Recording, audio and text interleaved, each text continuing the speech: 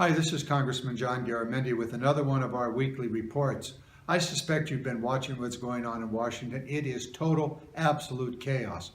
Ryan is going to resign, or not resign, but not run for office again. So the speakership of the House is up. The Republicans are going to be an absolute full onslaught as to who gets to be the next speaker. Neither of them. Democrats are going to take back the House. President Trump, where do you go? This man is absolutely helter-skelter. 2 weeks ago, he says, we've beat ISIS, we're going to leave that up to others to take care of. Who are the others? Well, let's see. Russia, Hezbollah, Iran, Turkey, Saudi Arabia. Syria is a cauldron, and this administration has absolutely no strategy whatsoever. Immediately, there's a gas attack by Syria, Assad, against its own people. The president immediately says, we're going to bomb them. Well, wait a minute, Mr. President. What's the strategy?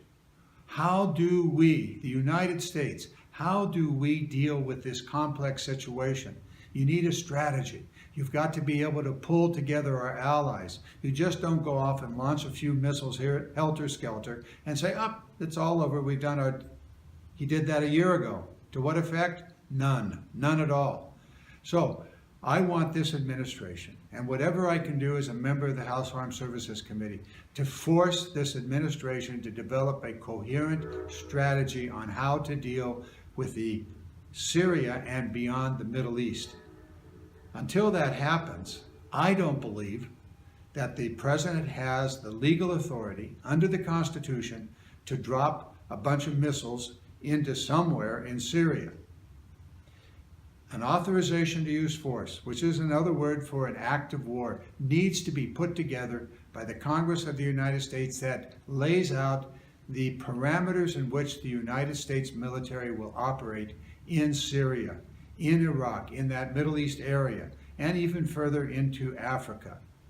Yes, there are serious problems, and yes, we're going to need to use our military, but we need this administration to develop a coherent strategy that then we can put into law so that there are parameters, so there are time frames, so there's some understanding of the cost, the financial cost as well as the human cost. Until that happens, I don't believe the president has the authority to send rockets and missiles into Syria as a result of the gas attack that took place. We'll see what happens.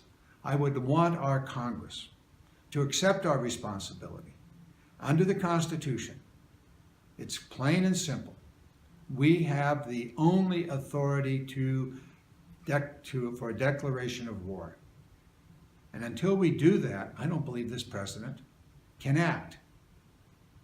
And when he comes up with a strategic plan that we can then look at and say, okay, this is sensible, and within these parameters, you can take on the military responsibilities.